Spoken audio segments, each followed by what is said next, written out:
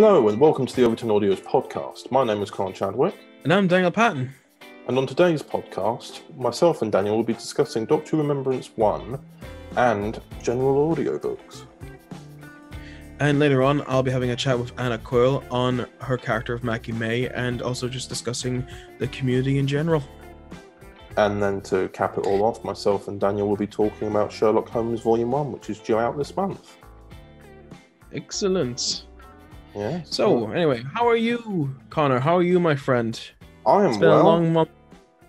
It's Yes. been a very long month. I know, how about you? Yeah. I don't know if it's just to do with work or COVID or other related things, but these months seem to be getting longer. Yeah, I suppose so. Like June felt like an especially long month. I don't know why. Yeah. It just did. I don't know if there's anything that's particularly special about it. Well, I mean, June does have the longest day of the year. This is true.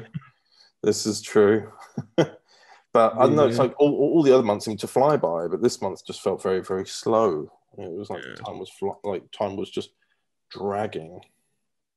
Which I think it's because like the lockdown restrictions were going down this year, like bit by bit. So I think it's just like we're dragging our own feet, just waiting for them. Because usually when there's an anticipation to something, you feel time slowing down as you anticipate something. Like yeah.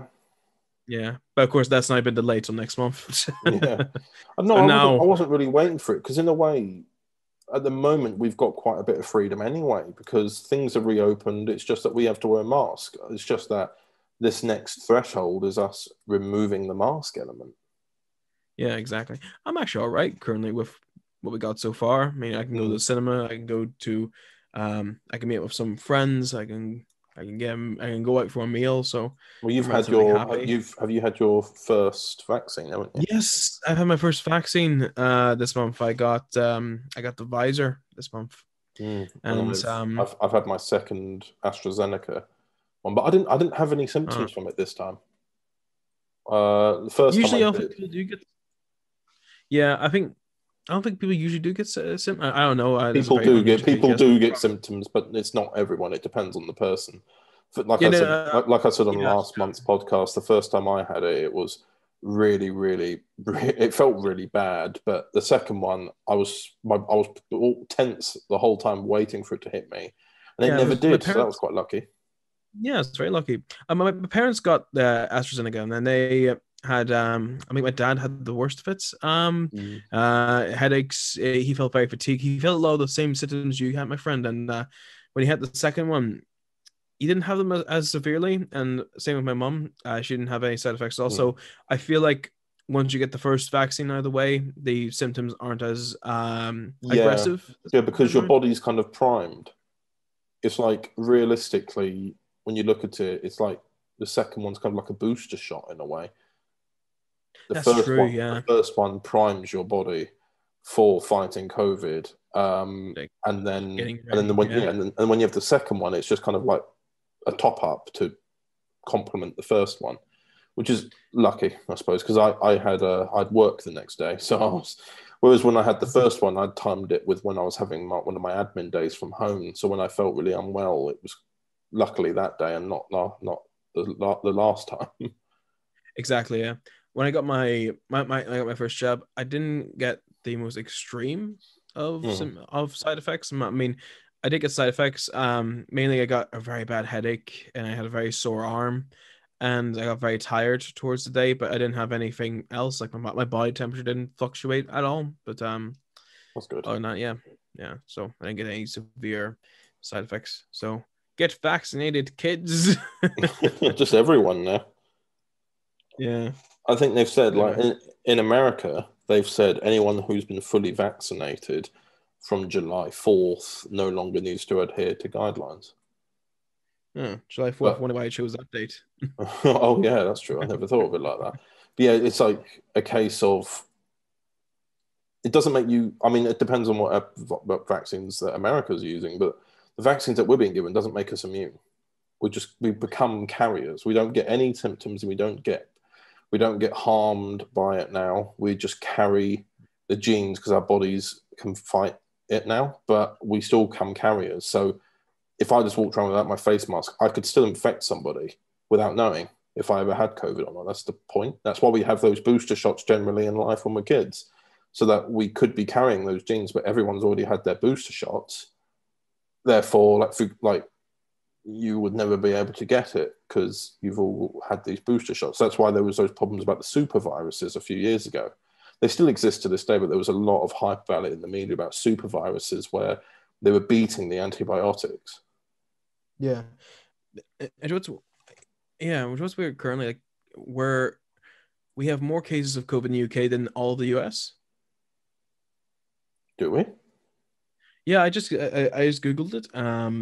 We got, I think, about twice the amount of cases at this stage. I don't know, but we do have more cases, which is very odd when you consider the land mass between the UK and the US. Well, they've really spread out their vaccines deployment really, really well.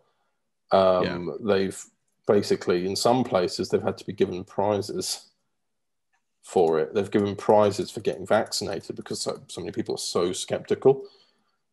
Really? Like it was saying, if you get vaccinated, we'll give you this prize. And then I thought the main prize of being, I thought being protected from a deadly virus was the prize of the vaccine. Unfortunately, people don't think like that. Right. People don't. Anyway. Not to get too philosophical about on a podcast about the audio dramas we make, but it's a case of, if you found out you were going to get something out of it, you'd want to get vaccinated sooner to get it.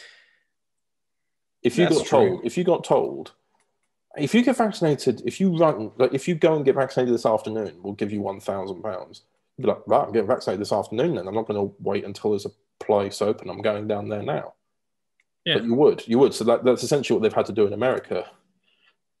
But then obviously you've had all the people who don't believe in the vaccine then going, they're trying to push an agenda. They're trying to poison us all. And it's like, okay. Yeah. It's just a case of us sitting back going, all right then. I know someone who, I'm not going to name names or name my relation, but like, they said, I don't believe in this vaccine and this whole vaccine nonsense. But the rest of his family did. And now he has COVID and the rest of his family don't. Because the rest of his family had gotten the vaccine, the first jab. Yeah, it's just something that's been bothering me recently, which is, I think, again, we could, I don't know why we're getting into this so much now. But like, it's the thing that bothers me. We should probably. Yeah, but the thing that bothers me is that people can look at something on Facebook and then argue with a scientist about it. That's true. Like literally, they said there was they said to Congress that some people went to Congress and said the vaccine makes you magnetic. Do you hear about that? One second. I've got this here. Metal bolts right now. I'm going to place it to the arm. I had my vaccine. Oh, look. It just dropped to the ground. Well, yeah, the problem was that they were saying that it makes you magnetic. What they didn't realize was it's actually the sweat and the moisture in your skin that does it. So when they did it in front of Congress, it fell off immediately. They went, well, it did it earlier because I'm not sweating at the moment. And they went, we've just answered your own question then. Like, it's not, it only works when you're sweating. It's probably because of the moisture and the same, you know what, it's like, oh, I'm not going to entertain it anymore. No, right, then let's talk about these audiobooks. Let's talk about Dr. Yes, audiobooks. Let's cue the trailer.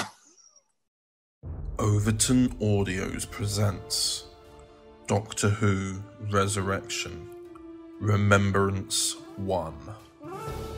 Henry and the Doctor's relationship had been on the rocks recently. It was still one of my first trips with all of them. And Henry and Julia had a pact of sorts. They did not want to talk about what happened. The Doctor opened the cage, releasing the rat. Tapwell grabbed his arm, but the Doctor pushed her away. She nearly fell over. I flinched to try and save her.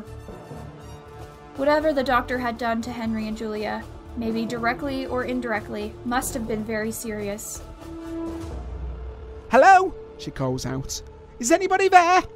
Her calls disturb something in the darkness. Whatever it is, it struggles through the dark and dingy alleyway. She cried out at the creature.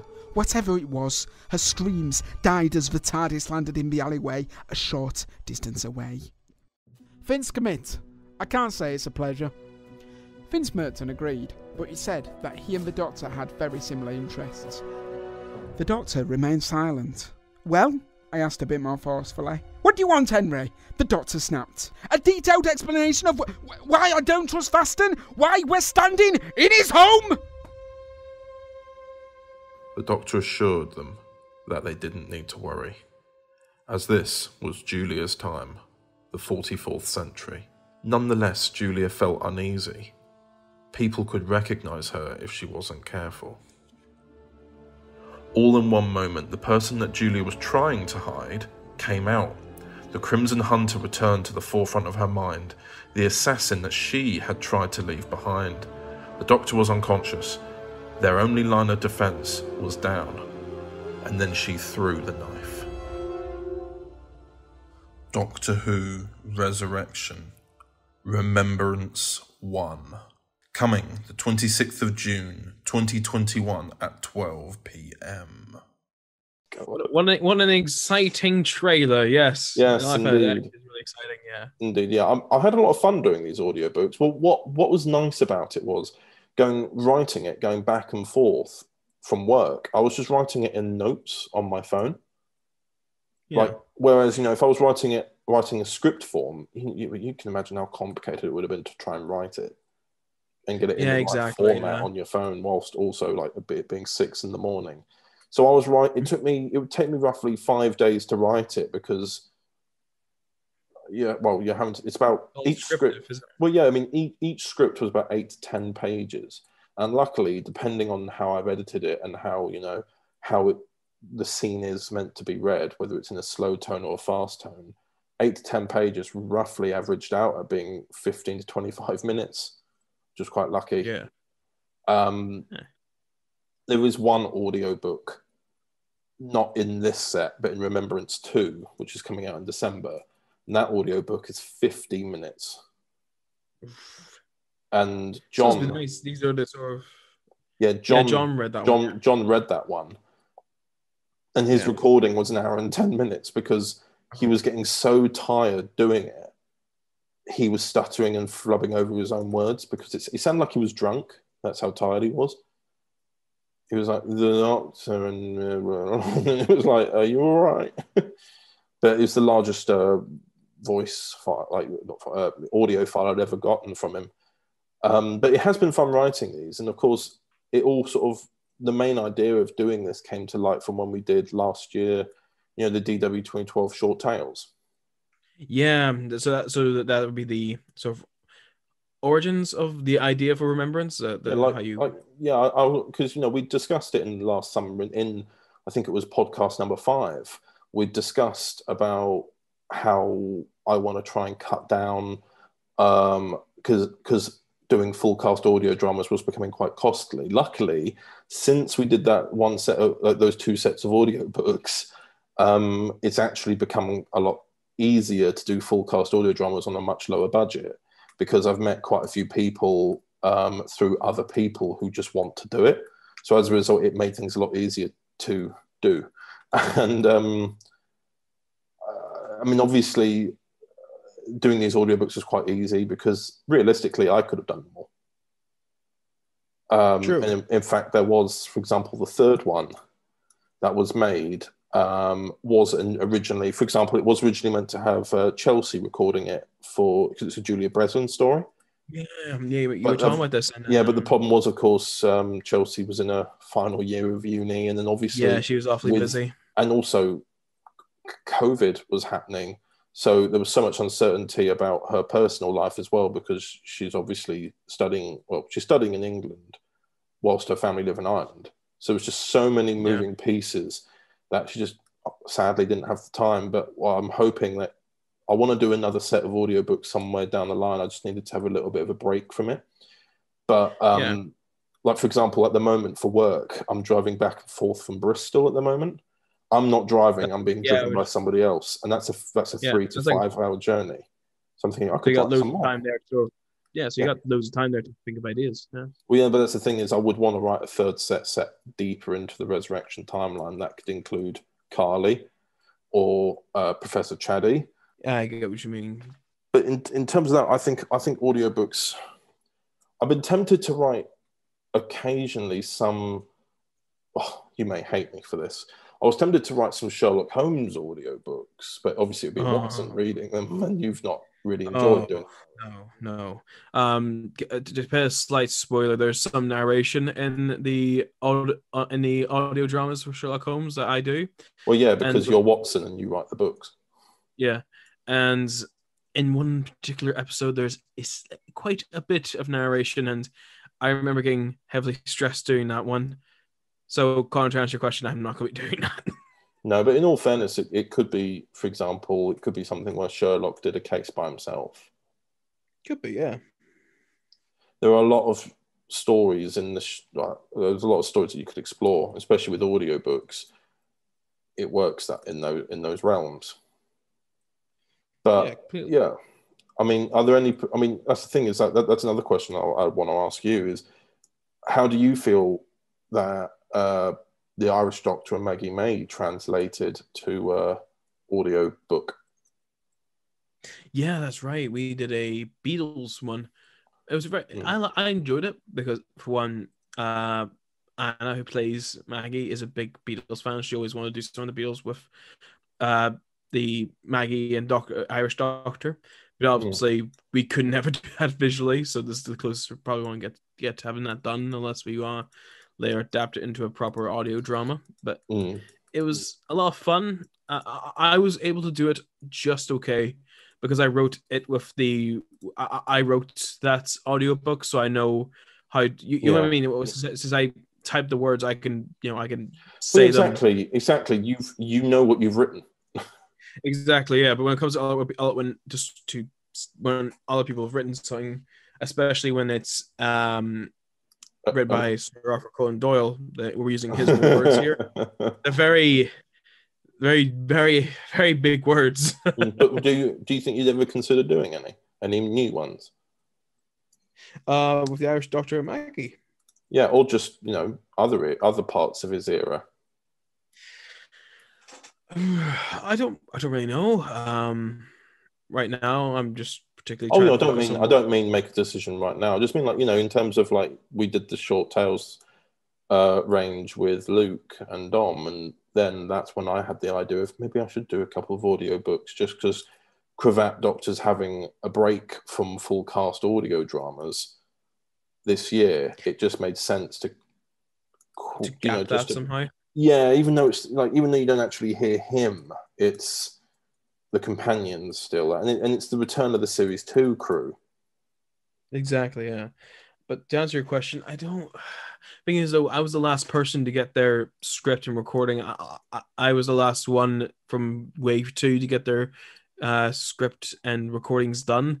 I was the main reason that Wave 2 was pushed back so long. But why is that? Why is that a problem? Because it's just because I'm not a writer. You're not writing like a novel or a story. You're more of a script. Yeah. Yeah. I think people don't know I'm dyslexic, so I have trouble with reading and writing some parts, and that's why I struggle very much with especially reading to the narration. That's the thing. If you ever do an audiobook, you don't have to read it. It's true. And I could do one with Maggie. Well, that's the thing. Yeah, I've in terms of what you did for your short tales, weren't you narrating and then Anya was talking in as well? Yeah, we had some parts where Maggie jumps in for some dialogue pieces. And I had that as well. I think I had that with my one as well, with Chelsea and Ollie, playing Elvis. You edited in some bits where Chelsea had her, and you also had someone playing Elvis. Mm-hmm. So yeah, it's sort of weird that it's not a full cast audio drama in the sense that it's still an audio based book because it reads out like a book. But you have cast there who play the roles, which is still fun. Yeah, that's the thing. When I did these audiobooks, there was a lot of confusion at first with Brianna Lewis about should they read everything. You know, well, hang on, but this isn't my character talking. It's like, no. You talk it. You know, you got to imagine like the way I've told them to imagine when they read it is as if they're telling the story themselves. There's no one else in with them, so we're not dropping in things like other people's lines, etc. We're just you're telling someone the story like over a campfire, so you're doing the impressions of the characters and what you saw, etc. It makes it feel quite personal. Yeah. Oh yeah. I just remember as well. I did an English accent for my short tale, which I believe was received quite well, but still, it's something that I don't think I would like to attempt again. I was going to say, I don't think it's in the realms of Nick Briggs' Ninth Doctor impression, but I still don't want to go there again. No. But anyway, speaking of audiobooks and speaking of Maggie May, shall we go into the segment that you recorded with Anya? Yes, please. I've been to Transylvania before, a very long time ago. I thought I'd give it another chance, but this time with a twist. What twist? Well, I went to modern day Transylvania, so I thought historical trip is what we needed. I suppose after that whole business with Staticus, I think I need a break from modern time. Hello everyone, and now I am joined here with the one and the only Anna Coyle, the person behind Maggie May herself. How are you doing, Anna? I'm so excited to be here. It's good to have you. Doing this, because I've seen you and Connor do so many of them, and I've been like, oh my god, one day hopefully maybe I'll get on to do it as well, and I'm so excited. Here you are now. And I'm very thankful, so thanks for having me. We finally got you here. We always wanted you here, so it's good to have you on the podcast. Yeah. I'm sounding very professional, but we are fiancés, so it's just like, let's drop some formalities here. How you doing, darling? I love you. Back to professionalism. Okay, now, I do not know you, and I do not love you for the next, 20-minute segment. So much for unconditional love from fiancés, eh? So, tell us about what you brought to Maggie May. How much of yourself did you put in to her character? I really enjoyed playing Maggie, and I still do, because we still have other episodes coming up. Yeah. And I'm excited about them. And I love the portrayal I give of her, because I can relate so much of myself with her. And I think I brought a lot of my own emotionality, I don't even know if that's a word, but my own emotional thinking and my own sort of past experiences, being able to make links with Maggie's experiences as well. So I think that, in episode 4 especially coming up, not to do spoilers or nothing, but she has a lot of strength, but she also has quite a lot of fear. And I can relate quite heavily to that, and I brought myself with that fear that I might experience in my own scenarios in life, but also times where I've shown strength, sort of way. Yeah. But it'd be nice being seeing the parallels between myself and her. But I think I do bring a lot of my own experiences to her. Yeah, you bring a lot of strength to Maggie, but as well as that, I think you bring something I don't think many actors can bring. It's very easy, I think, to make a character powerful. It's very easy to make a character seem powerful and very strong, which Maggie very much is. Maggie's a very strong and powerful character in every sense of those words. But also, she has a vulnerability, and I think that's something you bring as an actress to Maggie. You know what I mean? You especially in episode 3, you brought a very vulnerable side to her. How she's dealing with grief, her own she brings that relatability of grief, emotionality. As you said before, emotionality, that's the big word there, emotionality. And overall, she had a very vulnerable moment, and the Doctor had to be there for her in that moment. And you did that. I think you see in the comments itself, you were brilliant in that moment. I think if someone were to ask me, are we quite similar, are we quite different, there's a few similar aspects, but there is some differences. Some of the similar aspects could be with her quick wit responses to things. In episode 3, whenever you're like, oh, I'll give you it later, and she's like, you give me it now, I'm not being hypnotized. Like, that sort of quick I believe that was sassiness. improvised by you. Yeah. Because So, let me have a look. Doctor, have you not heard of personal space? There it is. What? A hypnotic suggestion. She's clever, I'll give her that. I've been hypnotized. Not to worry, Maggie. I'll give you someone later to wash it all away. You give me it now, I'm not being hypnotized. myself, I'm quite impulsive, and I think that's one trait about Maggie, is she's quite impulsive. She wants to do things there in a moment. I like in my own experiences. Someday I'll wake up and I'll be like, oh, I want to do something else today, or instead of this, let's do this, and it's that impulsiveness. Yeah. But also her quick wit responses, like in episode 2, when she, instead of trying to ask all these questions about, oh, what are you talking about with Jim about this, like, time travel, she just drew a funny picture about the TARDIS. That sort of like wit and humour is something I'd be like, if I don't understand something, you know, just let the professionals talk about it. I'm not going to pretend to act like I know as much as them or I'm better than them, sort of way. Yeah. But it's that sort of humility to her. That she doesn't try to be more important than other people, or... Yeah, absolutely. And as well as that, like, most of those moments you just described were improvised by yourself. Or even in episode 1 when she's like, oh, nice to see you too. It's that sort of sassy, quick... okay. Yeah, even though that was in the script for that example, you brought your own wit to it. The delivery of that line, like, you're in danger. Nice to see you too.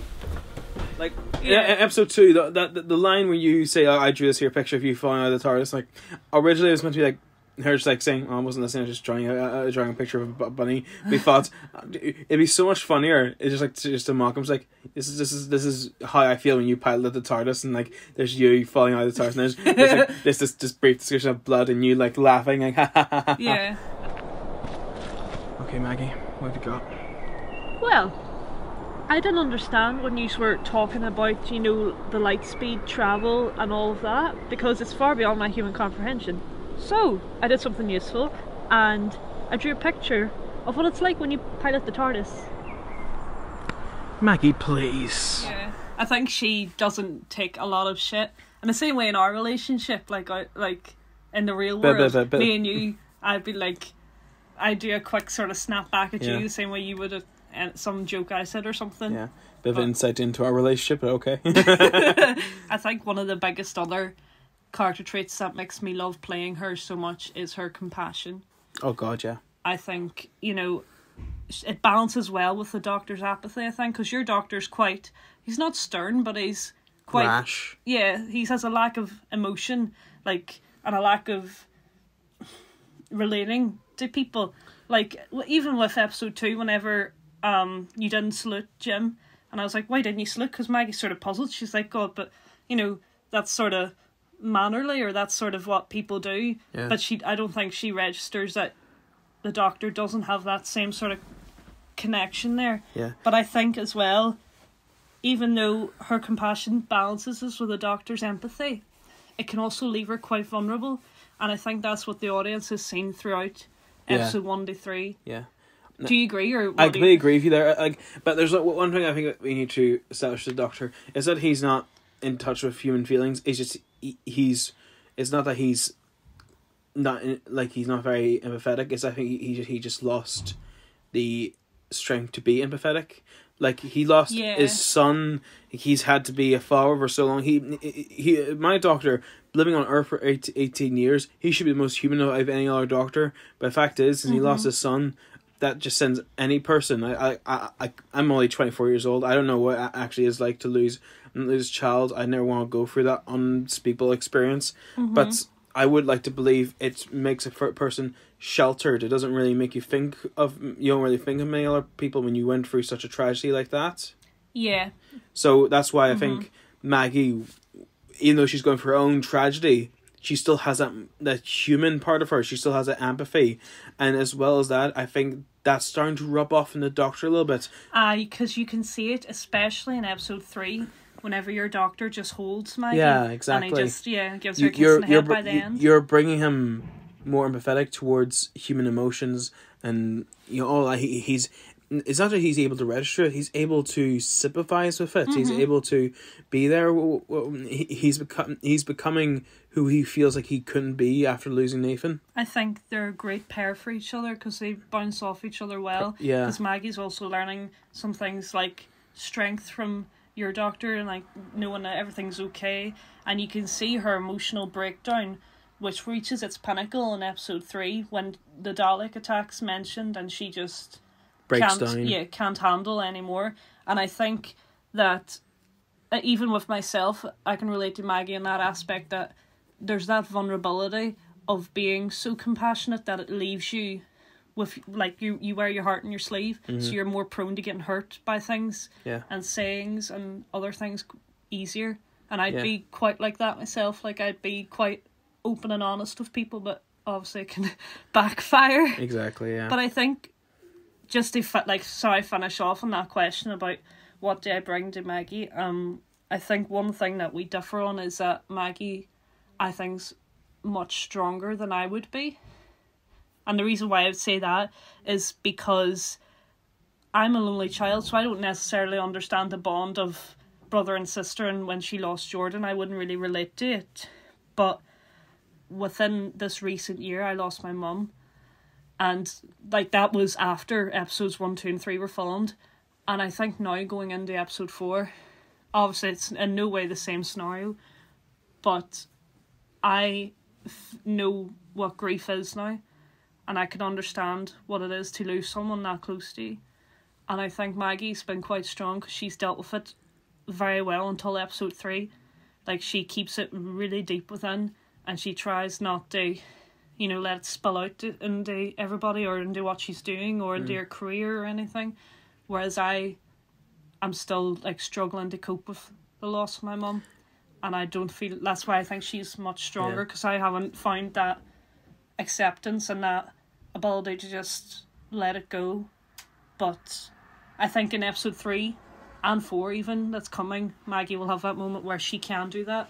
So maybe doing that role maybe might help me find that turning point of acceptance as well. If I may say, if I would have written it now in hindsight, I probably would have written the grief for Maggie a lot better. But I don't think it's true to say that you think she's stronger because she's went through the grief of losing a brother. I think it makes you stronger that you're still trying your hardest, like, despite there's being a pandemic and all. You're going through your own atrocities, whilst there's also, you know, something even more bigger that's going on. How did you find the inspiration to write for grief? Because obviously that was before my mum died. I don't really know. I lost family members very suddenly, tragically throughout my life. This is not anything about this. But yeah, like, and then I lost my nan, my dog, on the same night. That was just like, I had to leave to go to university that the next day. So I was just like, grief was always a concept that I find fascinating because I've never really truly got to experience it. I've always sort of had to really, really dig it. I really had to bury it most of the time, and I didn't really get to experience grief. I just had to lock that out of my life because certain parts of my life at the time didn't allow me to feel it. So that's like, reflecting on it, you wrote it really well, because there will be times where I just like somebody mentions something and I'll just start going, like, just not like crying, but not like crying the way Maggie did profusely, but it's more just shutting down and that memory, and then you sort of relive it. But I think episode 4 will be exciting to see Maggie's, you know, how she moves on from what was in episode 3 with her brother's death. Yeah, exactly. And also, we should also make a wee mental note that episode 4 is season 2, episode 1. Oh, yeah. Yeah, because we've now rearranged things. So tell us, we talked about all the episodes in the Fractured Timeline series so far. I think we can include the audio in this here as well. But what has been your favourite episodes with Maggie so far? I've loved all the episodes. because they're all so different. You know, episode 1 was quite, you know, this fresh new thing. It was quite exciting. It was quite, you know, fast paced. And then episode 2 took a sort of turn into like horror and like it was very dark. And then episode 3 was more a nice balance, wasn't it? Would you say? I think it's more like an emotional, political thriller, maybe. Yeah, I have to say my favorite. I like all of them. My favourite moments out of all 3 would probably be in episode 3 when Maggie confronts Arani and she says, like, after her breakdown, when, like, all of this has been brought up and the Rani's done all this, and then Maggie just, like, confronts her at the end and says, "You're not human." And she gets that moment to say, like, not to swear, but, you know, like, that's, you know, tough. Like, I'm not scared of you. Even when the Rani tried to spin it and be like, "Oh, well, the doctor didn't save your brother," Maggie was so trustworthy and knew the doctor so well and was so impervious to that sort of mental manipulation, and she's not having it. And it was a really badass moment. You must be his new assistant. Maggie May, is it? How do you know that? Well, of course I heard about the blue box flying over Ireland last April. We all did, but I did my research on you. Your brother. The doctor was there when he died. Did you know that? He didn't personally see the Daleks shoot him, but he had a hand in it. I stopped that attack before it became a full invasion! Perhaps too late. I don't blame the doctor for what happened. I blame the Daleks. But you, Rani, or whatever you decide to call yourself, you're using my brother's death and countless others to further your own malicious plan. But I also liked the moment in episode 2 when she kisses your doctor, because I don't think it was necessarily like a longing thing or a romantic thing. I think it was a thing of just love, but it wasn't like a sexual love. It was just a romantic. You mean like romantic or sexual? It's just a. It's just like, I care for you so much, and Can I tell you like how I think of that kiss? Like, go ahead. My verdict of it. Mm-hmm. She never got to embrace or really hug or her brother before he died, so she never really got to show how much she really properly cared for her brother before she died. And now the harrowing fact of Eric Companion is eventually there'll be a time they're never going to be with a doctor. I think that's something that Maggie knew. Yeah. But she wanted to let them know the doctor that she cared. Yeah. And she wanted to tell him that with a kiss. Yeah. It could have been romantic. It could have been these thought-provoking emotions, or it could have been romantic as well. It could be a mixture of the two. But for me, it's just Maggie wanted to let her feelings for the doctor be known. Yeah. In case there is a time that she doesn't get to tell them. That's true. Yeah, that's the way I think of it too.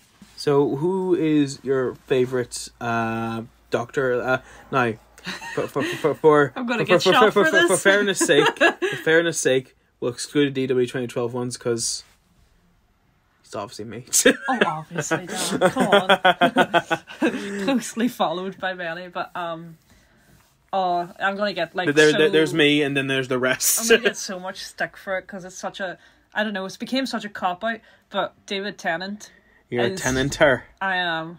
And it's such a, like, everybody's like, oh, well, that's, like, the obvious and most common one. But the reason why was because, and you can help me out with this because I can't really remember. I remember as a child, my first ever Doctor Who episode was when the Doctor Davids and the Master John Sim were on this, like, airship, and they sort of... That series 3 finale with the Master, yeah. Yeah, it was the finale, and there was, like, these here, like... spiky balls raining from the sky. Spiky balls raining from the sky. Like, what a way to summarise that finale. It was like Swedish meatballs on steroids. But I can't remember what they were. What was it? IKEA just explode. Abundance of meatballs and cocktail sticks. But I remember that and watching it, and I fell in love in that moment. That was my first episode, and I was like, from David's Doctor then, I was just, yeah. I just loved it. And my favourite companion actually, like, tied with David, because it was Donna. Oh, yeah. Yeah. Because I think me and Donna are quite similar. You have that wit, you have that sass. Yeah, Maggie and Donna would be, like, best friends in a parallel universe. They're both going out shopping, like, talking shit about their doctors.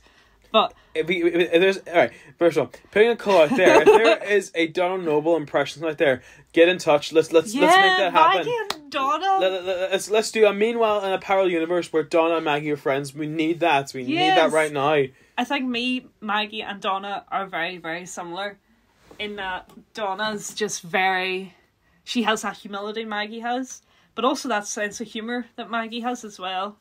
Yeah. And I love her like role as a companion, because I think compared to all the other companions, she never tried to be on the same level as the Doctor. She was quite, well, that's just my interpretation, but I think she was just quite content being herself. She didn't try to play up to being smarter than him or just as smart. She was just, but as well as that, she never thought she was beneath him.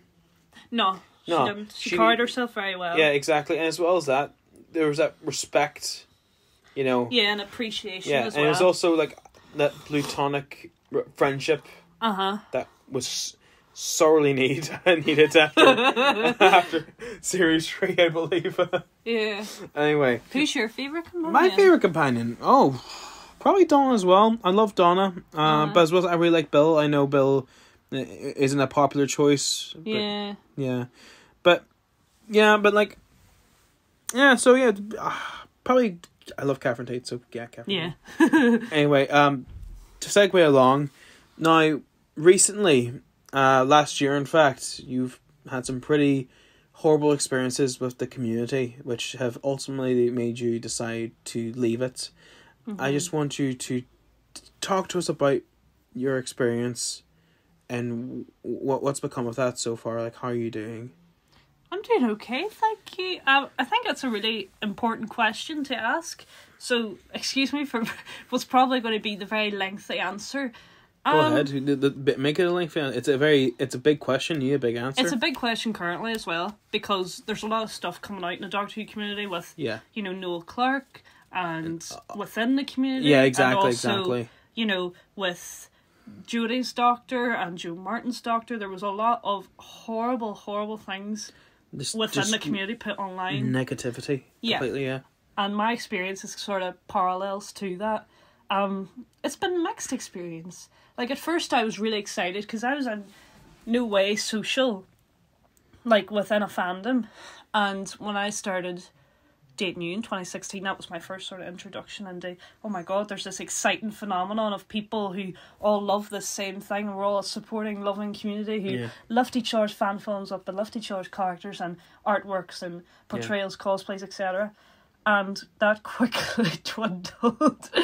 Like, positive ways. Like, we've had fellow fan filmmakers and doctors who've became very close friends to me, and I'm so appreciative of that, and you know, love them dearly. We've also had lovely people writing lovely comments on on our episodes. Yeah, exactly. About both of us. But I left, it was 2019, wasn't it, I think? No, 2020. It was 2020. Like July last year, I believe. I believe we were in Bournemouth at the time, yeah. I think one of the main reasons I left is I consider myself very highly. Like, I have a lot of respect for myself because I know my own value and I know my own intelligence and dignity and professionalism. And that's especially, like, important with my career as a teacher.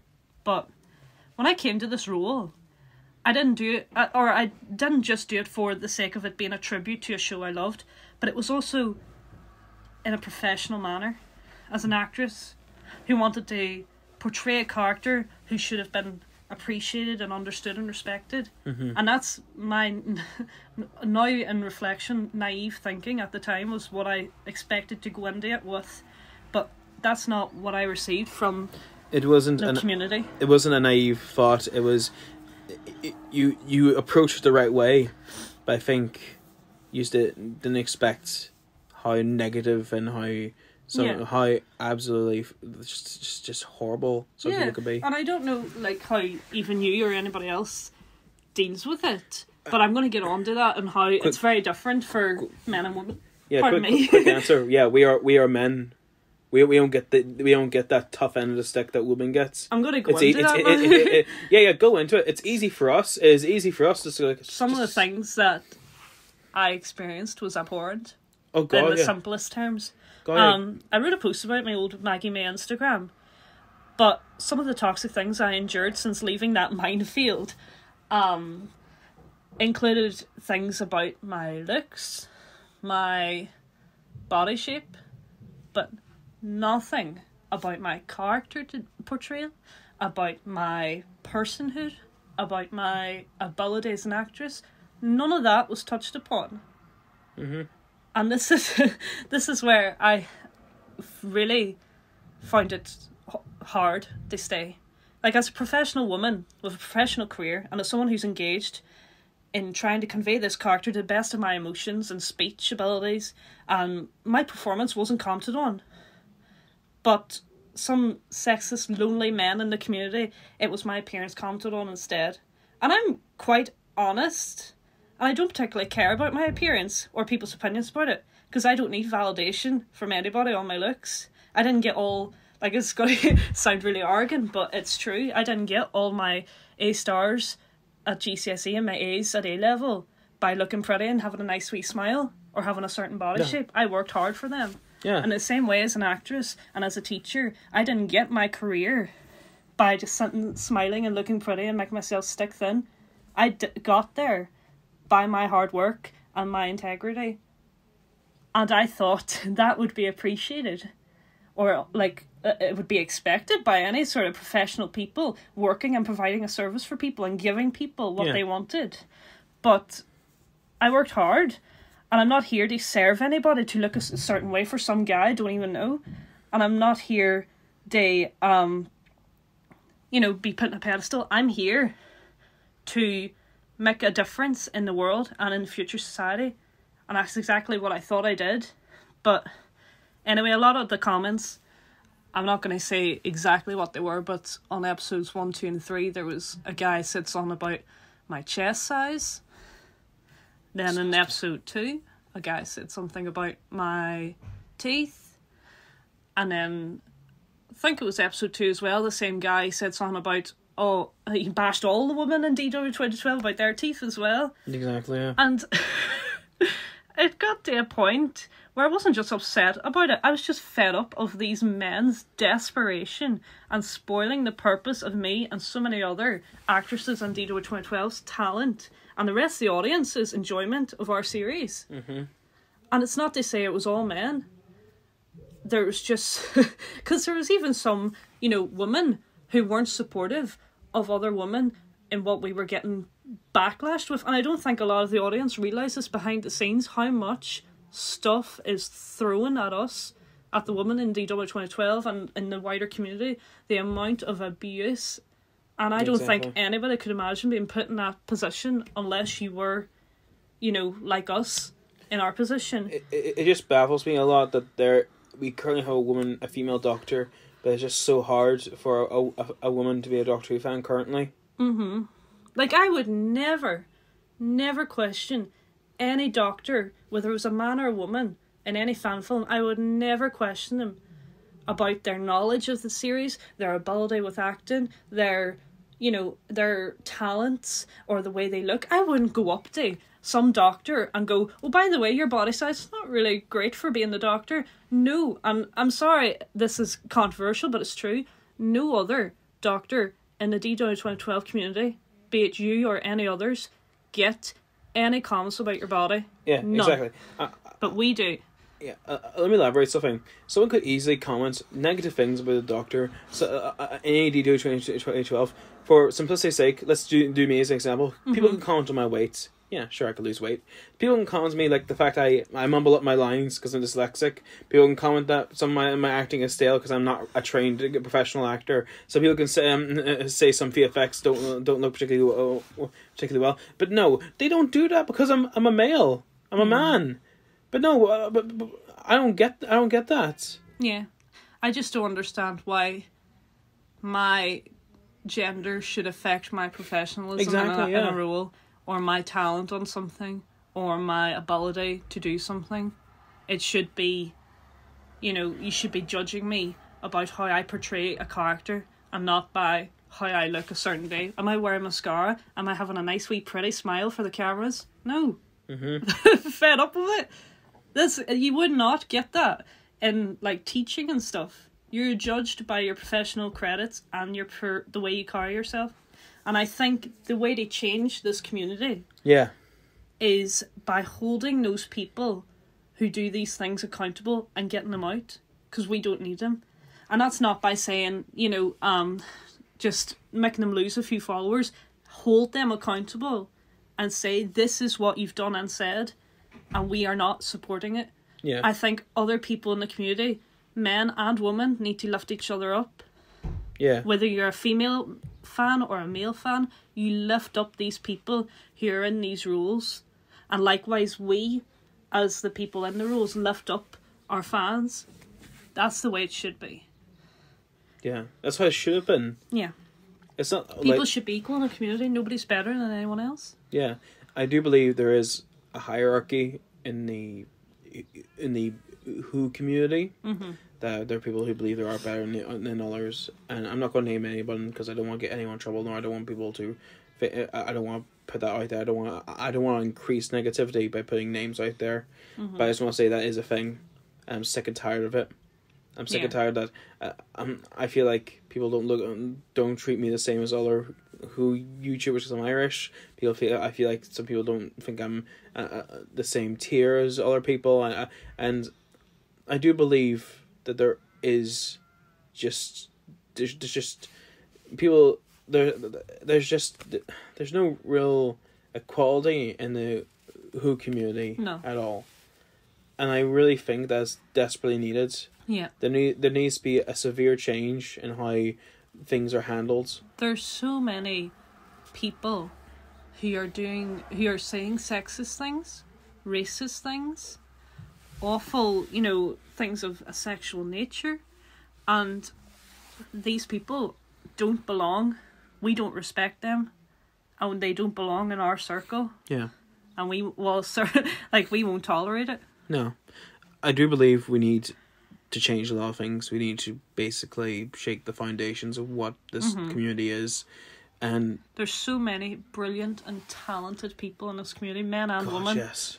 Amazingly dedicated people who are, taking time out of their lives and their education or careers to give fans this thing. Yeah. And I know that there's so many fans, men and women, who appreciate us, and we appreciate you back just as much, who say lovely comments. So many amazing men and women do that, but there's just that select few that ruin it for the rest of the audience, and I'm sick of them. Me too. Here's the thing. We all love Doctor Who. We all love this show. We love this silly program that airs on Sunday nights. We love this silly program about patings. Airs on Sunday nights, and it still has our favorite time traveler inside the TARDIS with its batch of its crew of wonderful people, and it's a show about wonders and being positive, and I just don't feel like the fandom reflects it anymore. No. And I do believe there'd be so many doctors that would be ashamed if they seen the things that went on behind this fandom. I think we gotta ask WWTD, what would a doctor do? That's the thing. Just to get away from that a little bit. Yeah. Wee bit of a rant. What do you want to see Maggie achieve as both a strong woman yourself, and also you do a bit of writing? Didn't touch up on that. Shame on me. You also do a bit of writing on the side yourself. Do. Let's quickly touch on that. Tell us about things you like to write. I have been writing a story for since 2008. So how many years is that? That's about 13 years. That is. Yeah, it's been in the writing from 2008, and it's a superhero based thing, and I am now finally getting to put it into audio format, like scripts. Yeah. So I'm doing the scripting, and I'm very excited because I'm hoping to ask a lot of DW 2012 friends and stuff to appear in it and Yeah, I love like not supernatural, like superhero things. Like, because I'm a big, like you, like Marvel fan and, you know, Snyder fan, and I really like scores and stuff. Like, they listen to them and stuff, especially the Man of Steel score. Oh God! Anything by Hans Zimmer, really. But yeah, that sounds amazing. Like, we'll go into more details close to time when the project gets announced and all. Yeah. But yeah, that sounds very exciting, and this is also like an official notice to everyone. Yeah, like keep your eyes out for that because it's gonna be amazing. I've seen like little glimpses. I hope it's amazing. You tell me about this every time we're in the car. Every time like we hear busy music, like that's gonna be playing for that scene. Like, every time like I listen to Starset, I'm like, oh Dad, this your track be really good for blah blah blah. Yeah, exactly. Yeah. So see, you're writing as well. You're like you're aware of characters and all that. You know how characters progress and everything.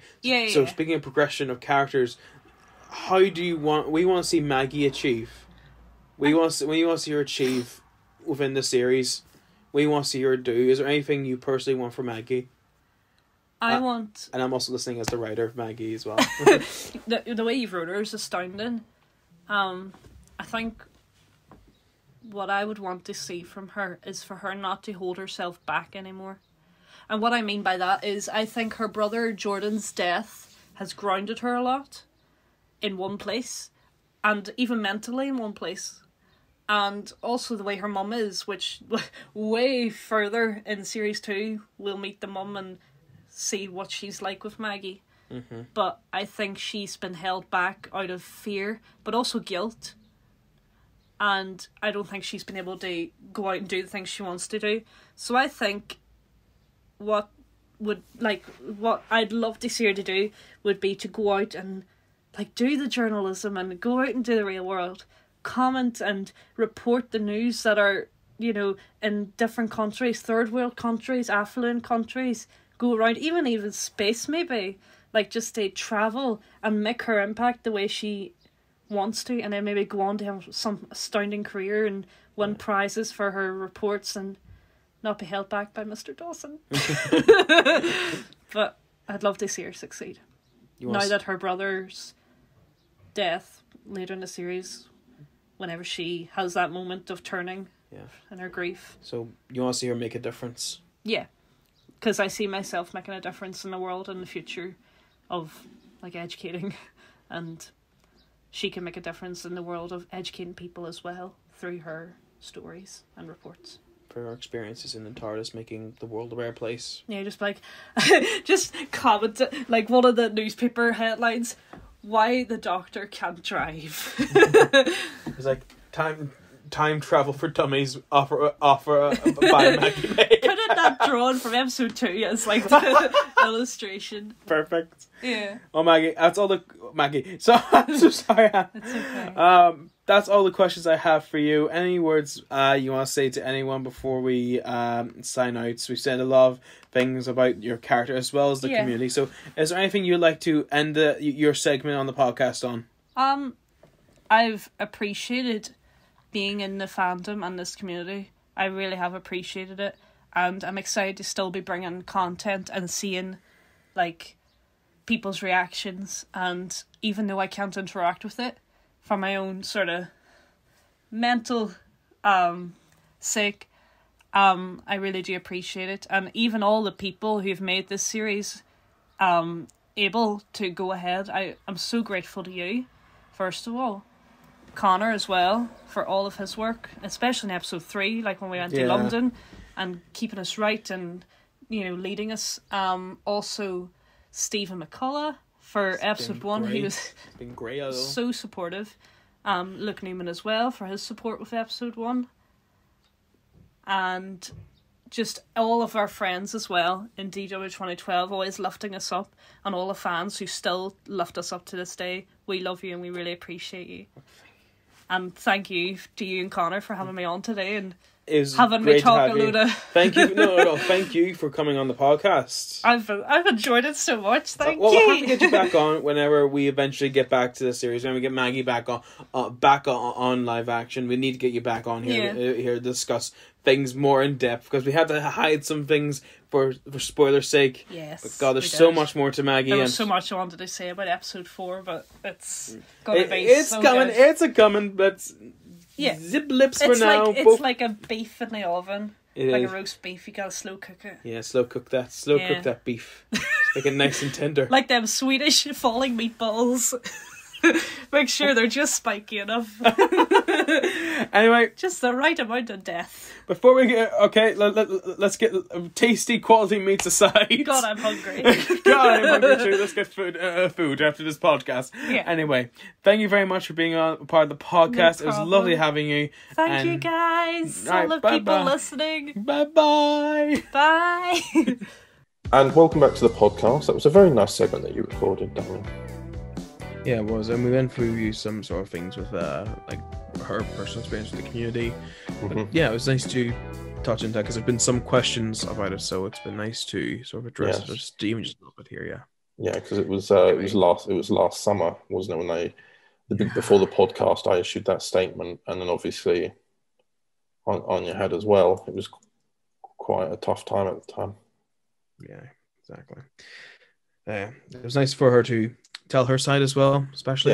Yes, exactly. Yeah, and I think it highlights a lot of issues which are prevalent in the community still to this day. Exactly.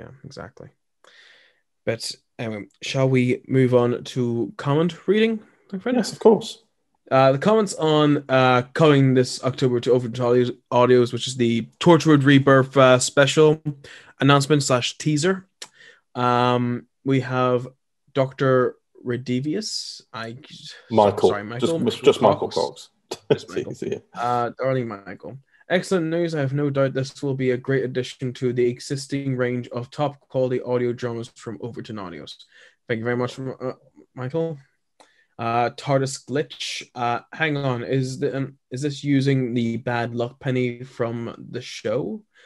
Pendant, so the bad luck penny pendant from the show. I think he's referring to the one that was in the answer is no, he isn't. He's the bad penny is something that comes from Big Finish Torchwood, but technically first ever showed up in series 2 episode 12 of Torchwood Fragments, which if you remember Daniel, there's a flashback to New Year's Eve 1999 where Captain Jack finds the entire team murdered, and there's this guy holding this pendant in his hand and saying, "It showed me the future and showed me what's coming." And we're not ready. Then he shoots himself, leaving Jack in charge of Torchwood. Mm-hmm. That's the bad penny. Yes, that is the problem in this special, because it's said in the trailer. Right. Jivon John says she says he likes the trailer. Thank you very much. And we got another one from TARDIS Glitch. She says, "How exciting. That trailer looks fantastic. Very similar to the one like in the Torchwood archive." I presume that's a Big Finish thing? Yes, it is. Unfortunately, Daniel, you are not inducted into our ways. I'm not. I don't know why. As soon as I said that, I had flashbacks to the Cybermen from the Wheel in Space, when it just goes, "You know our ways." But yeah, I'm slowly but surely getting through the Torchwood audio range. I've sent you a few monthly range ones, but the Torchwood archive is its own special release, which for those of you who may not know, and Daniel, the Torchwood archive, if you remember in The Impossible Planet and the Satan Pit, Zach, I think, is the character who's in charge, who had to take over from the captain there when he's got, the bolt gun in the main headquarters. He says that he is one of the people in charge of the Torchwood archive. Oh. And as a result, now he's actually reprising that role in a Torchwood monthly range story that's coming out in 2 months. Yeah, I think I've seen it. And we have Madame, which is a Adam story coming out next month. Madame I'm. And when you look at it backwards, it says Madame I'm Adam. It's got an interesting one. Yeah. Oh, right, yeah. But yeah, so the one after that, the monthly range story after the Adam one is linking to that character from the Satan Pit for the Torchwood archive. Very nice, yeah. And that's all the comments from the Torchwood Rebirth teaser. Before we move on to the comments on the Remembrance 1 trailer, let's have a quick chat about Rebirth. The locket, it creates an energy, what we probably call bad luck. You're Benton's grandson, right? I have a name. It's Tommy. You? You don't need it. Something's opening. Tommy, get out now. I'll sort this. No chance. Our solution is stopping the path of Object 1, but not altogether clean. Oh, I hope he doesn't say what he's about to.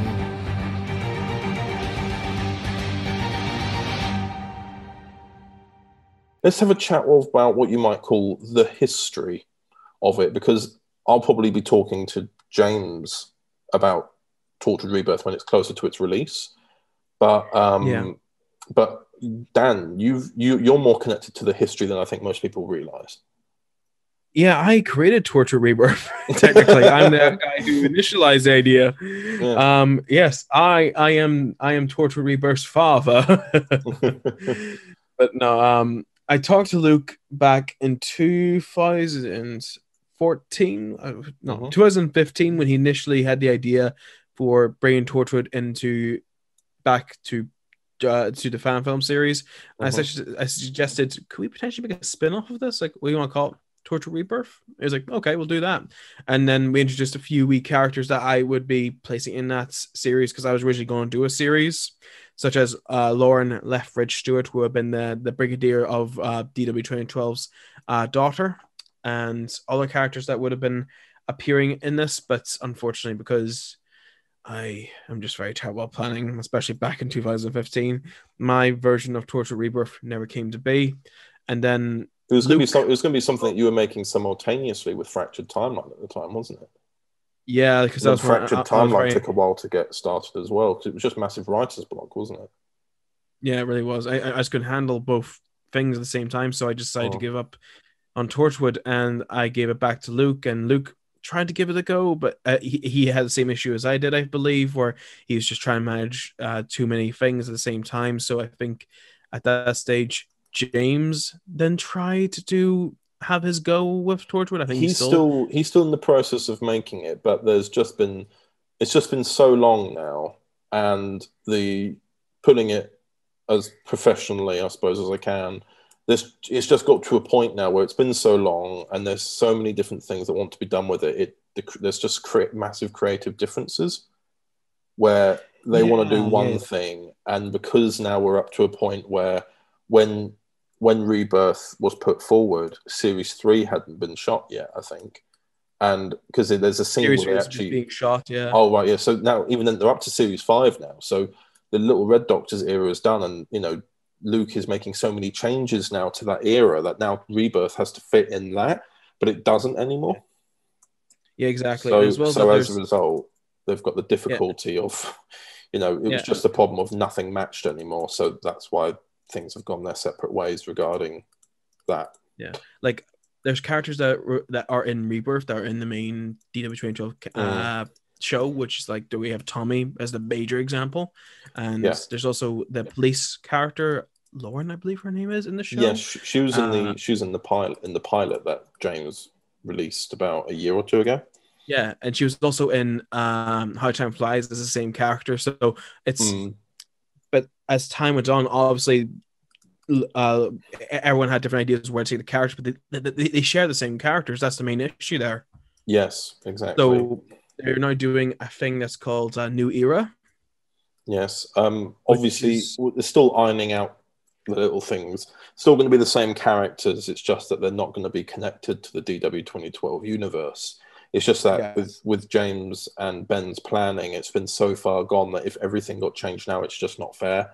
So it's a case of Rebirth in terms of the special that we've made for October release. That is set during Series 3, Episode 1 with the Archelons, which is obviously Luke's series. That's going to be set during then, and then all the subsequent series or volumes from that will be leading up to present day over time. Yeah, because we're basically just playing a bit of catch up, aren't we? Yeah, I think there'll be some visual differences between Torchwood and Torchwood New Era and Rebirth, so that way the audience will have a bit of an idea. I think James is going to have different hair colors. Like I think one version will be blonde, one version will be brown hair. I don't know. I believe that's something he told me. I know there are going to be some narrative differences, that the character's going to be ever so slightly different, but of course I don't want to give away anything. It's not fair on James, considering he's still making it. I've seen some of the prosthetics he's made for the series. It looks really good. I've been told some details about what's coming up in regards to the continuity of Rebirth when it comes to Series 5 and that sort of era, just so I know that we can try and aim for that and match it for when we do catch up. But yeah, it's a case of it's been in the works for about 7 years that it's just become audio. Yeah. So basically, say like the Rebirth audios that we're making over at audio, you're making at Overton Audios, they're the canonized. That's the canon version of Torchwood. That's what that'll be in DW 2012. Yes. And New Era isn't in DW 2012. That's its own separate universe, which has the same characters, but there'll be major differences to those characters, both visually and also to what their story is. Of course, and as well as that, it helps with regards to James and Ben being able to have more freedom with the characters. They're not tied down to continuity or many things like that. And as well as that, for those of you who may or may not be wondering, of course, at the moment we're releasing Torchwood specials going with Matt Vowles, who's played by Oliver Silcock. I can also say that this special will connect with that trilogy as well. Yeah. Just so you know that, it's not just a one-off thing that doesn't connect to anything. It does all come together. And of course, we'll probably talk about that in the podcast nearer the time. But anyway, let's carry on with the comments. Otherwise, we'll be talking forever. On a bit of a tangent, but anyway. Yes, so the comments on Doctor Who Resurrection Remembrance 1 trailer, I've got a comment here from Michael Cox just saying, great news. And then I've got another comment from Jeevan John saying, I'm so looking forward to this. And those are the comments on the trailer. I'm glad that people have been looking forward to it, because obviously we spoke about it in the podcast and it was brought up a lot. All of the stories in these audiobooks for Remembrance 1 were all made by a fan. Yeah, he put forward since the first podcast, when I just said, if you just message me and you've got an idea for something, just tell me and we'll more than likely be making it, because I'm always making things that I'm just more than happy to be involved with whatever people's ideas are, because I want this all to be collaboration, really. But of course, so you'll see that in there, it's written between myself and Ethan Ward, who provided the story ideas, but sadly, as it got round to actually writing it, he didn't have the time to write it. So I've written scripts and he's looked at them, and then we've gone ahead and made it. So it's still like these ideas that you're hearing aren't mine, just to be completely clear. They aren't mine. I've just written the narration for it. But yeah, that's the prime example of it, is that, like, leading back all the way, how many podcasts have we done now? I think this is the 16th one. Leading back 15 podcasts ago, when I was talking about it, someone just messaged me and here it is. Yeah. Took 15 months to make, but we'll ignore that. you plan that far ahead, that's the problem. Well, no, that's the thing. This we've like I said, we completed all the releases for this year, but I haven't got a single release ready for next year yet. Things have just been delayed, and with things opening up again, and understandably, we got so much made for 2020 and 2021 really quickly initially because of the first lockdown. Now everything's opening again. Everyone I know is, including myself on occasion, are just going out because you can now. Yeah, exactly. You're catching up on all that lost time. So at the moment, it's actually difficult getting lines. And I don't blame anyone for it either, because I'm doing the same kind of. Yeah, even this podcast, it's something we do once a month. It's been hard to plan. Oh yeah. Like this one is it's just mostly me and you. Yeah, exactly. It's just me, you, and Anna. Yeah, it's a case of that. I think this podcast was made out of the first lockdown. Exactly, yeah. It's kind of weird. Well, imagine we get out of lockdown. If this 19th of July date goes, if it does go ahead, imagine us doing this podcast out of lockdown. Imagine there being no lockdown in this podcast still thing. Well, that's the thing. I think there'll need to be. I think we'll need to sit down and chat about how we format it, because I think there will be a case of us having to format it in a certain way that means that we can still have lives, because obviously lockdown, everything got paused on our lives. Now we've, you're sorting out very important events in your life that are upcoming. I can say I'm currently planning my wedding for next year. Oh, there you go. Yeah, I wasn't too sure, so I thought I'd say that. But yeah, you're currently planning your wedding. You and I and Anna next month are going on holiday together, which means we could record the podcast in person. That's right. The first time in Overton Audios, we'll actually be able to sit and chat and engage with one another. Yeah, we can hold hands. We can hold hands as we talk. Human connection. Yeah. So yeah. I forgot what my point was. Anyway, so do you want to read the comments for the special podcast episode? Yes, this was a special podcast release with Chelsea Lagan when you two were just chatting. This is just you two rambling on for like half an hour. Yeah, and it's just Chelsea just in the comments there. But just she says, "I can't believe we talked for so long as we did. I ramble too much." You're a lot of fun, Chelsea. You always a lot of fun to listen to you to chat. And also, she also plays, because you two, I have listened to it, and you two mentioned putting a disclaimer. She put up a disclaimer. She's now officially has the vaccine. So yeah, good for Chelsea. Because at the time when we recorded it, because this was a special podcast, it was an hour and a half, the original recording, and so I couldn't use it all because I didn't have time to get the podcast out in time. So I thought, well, the ramble's fun. I'll have that as like a little extra, like in the same way you have a DVD extra, We just, oh goodness. I'm so sorry. That was How could you? That was my daily reminder for my theory test revision, which I have my theory test. Oh yeah, tomorrow. As well as yourself organising a wedding with Anna, you're trying to learn to drive. Like you've got a lot going on, so we'll have to probably reevaluate how we do it. Yeah. Well, first, my theory test is tomorrow. Oh. You haven't told me this. I told you it was the 28th. Yes, but unfortunately, you probably told me 3 weeks ago. Sorry, I'm a busy man driving back and forth from Bristol once or twice. I'm a busy man trying to drive. Yes, and organise a wedding, apparently. But yeah, as you were saying, it's like a wee bonus, a wee extra than they usually get. We should probably try and do more of those. Obviously, it depends on the podcast, but it's always fun to do wee extras. Yeah. Anyway, I'll read the comments now for episode 1 of Remembrance 1. Obviously, by the time that this comes out, I believe episode 2 will have come out, and 3 will be coming out shortly after. So, we're unfortunately missing the second episode. But episode 1, Forced Evolution. Got a comment here from Jeevan John saying, the story was absolutely fantastic. Brianna Downing's narration was superb, and her portrayal of all the characters, especially her take on the Cravat Doctor, were just superb. Some of the more harsher tones, such as the slap that Dr. Tapwell received, was a shock, but added more urgency to the story. All in all, the story was a beautiful listen. 3,000 out of 3,000. And then we've got his rating.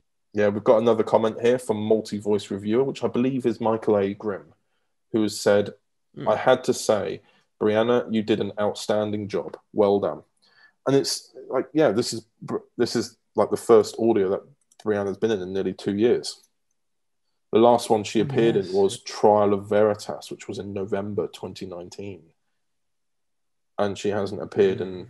She didn't... Much else? No, she didn't do anything. She hasn't done anything else since. So she has missed Roxy Taylor a lot. Yeah, because she really enjoyed doing it. And it's weird to think this, because I'm constantly making things and it's constantly being released. You become desensitized to time.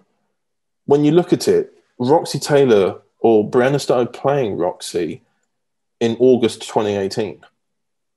Yeah. That's when we were writing series 2 of Resurrection. And Yeah. And now here we are in June 2021, and obviously she finished playing the role in like up till the furthest point in November 2019. But then obviously after this little gap, here we are nearly 3 years later, and we've just had an audio come out with Roxy, ironically set between stories, which was some of her first ever stories. I think it was set between series 2 and series 2, episode 3 and 4, and her first episode was episode 2. So it's very early on for that character, and those episodes nearly came out 3 years ago. And you don't think about it because we're constantly making stuff. It's like series 2 was truly when Overton Audios like took shape. It took off basically, yeah. Because series 1, I stopped at 8 episodes because I needed to reinvent it. It was at a point where we had discussed me joining DW 2012 that the first series didn't work.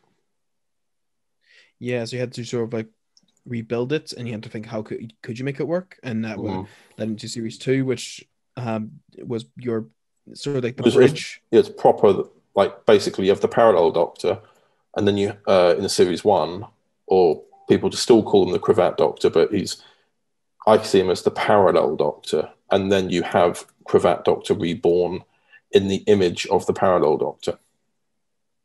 Yeah, exactly. Yeah. But yeah, anyway, enough about continuity. Yeah, those are the comments. Shall we have a little chat about Sherlock Holmes? Oh, yes, because we have that coming up very soon. Yes, indeed. Here's the trailer. Overton Audios presents. Mr. Holmes, I trust you will forgive me for the rain I have brought in. Your landlady was kind enough to hang my coat and umbrella up, however, my shoes have not yet dried. My name is James Wilson, but I want to find out about them, and who they are, and what their object was in playing this prank, if it was a prank upon me. I see a lot of sadness in those eyes, Sherlock. You're a man who can't let go of war. We are supposed to be friends, Holmes. I am no longer a soldier, just as you are no longer a war strategist. Thrilling case, isn't it? The Ku Klux Klan, here in London. The game is afoot. Sherlock Holmes, Volume 1, coming the 24th of July 2021 by 2 p.m. I really love that trailer. Me too. I can't wait for everyone to see the visual trailer because I was going to say, because obviously the visual trailer is only going to be the final release of the trailer, because will be coming out on the 17th of July, and that's the visual one. I really quite chuffed with how with the first volume came out, because that was left very last minute, wasn't it? Yeah, it was. It's like, I'm not going to repeat it because we said it before on the podcast, but to give a brief story, it was something you pitched to me 2 years ago. Yeah, it was. I think it was in my. I was just starting my last year of uni. I thought to myself, because I brought Sherlock Holmes up as my dissertation project, and I thought I'd really like to make Sherlock Holmes. I have an idea for Sherlock Holmes, and I brought it up to you, and you loved the idea as well. So that's what we did.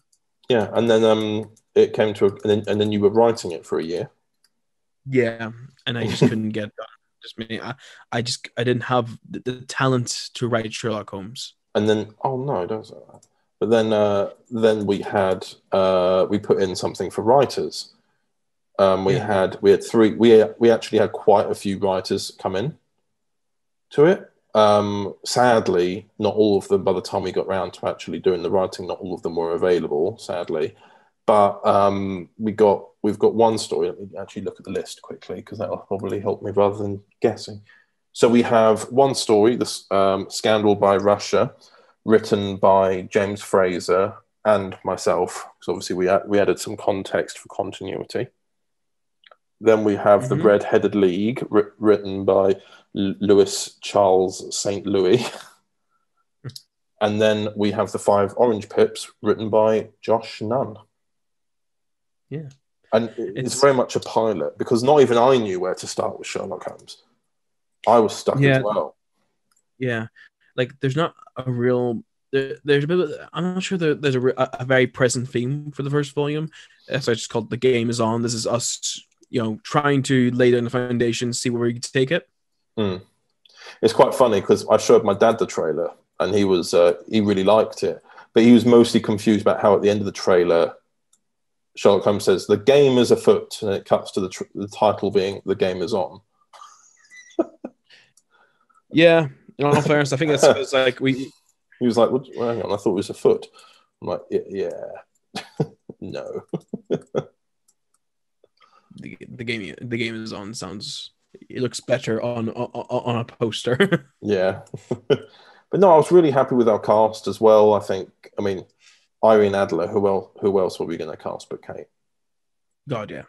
I think that was always the agreement, wasn't it? Irene Adler was always going to be played by Kate. Yeah, and we always had the two ideal castings. We weren't going to go for the second one, but it was always going to be Kate as Irene Adler. Yeah, that's always the idea I had for who was going to play Irene in our version of Sherlock Holmes, and I'm glad we stuck with that. I'm really happy with all the other actors we got on it who played the clients.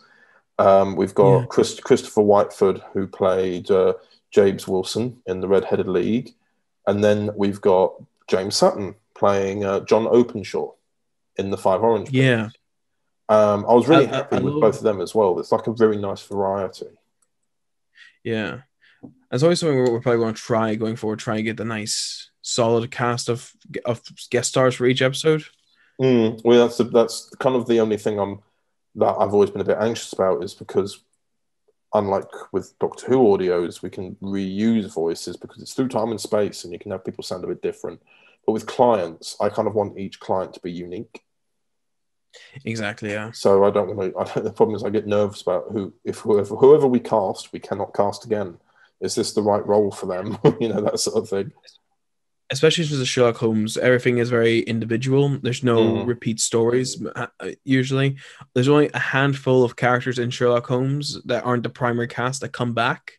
Yeah, like I think Irene Adler is the only one in the top of my head, besides others that aren't the central cast, like Sherlock Holmes and John Watson, Mrs. Hudson, and the Lestrade. Yes. They're the main central people who are reoccurring.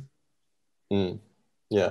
Well, in the original, Irene Adler was only ever seen once. In new media, they do have her appear more than once because of the significance that the character has to Sherlock Holmes, and that's something that obviously we're still thinking about. Obviously, we do adapt, Scandal in Bohemia to be a scandal by Russia, which of course gets explained more as the story unfolds in that volume. Yeah.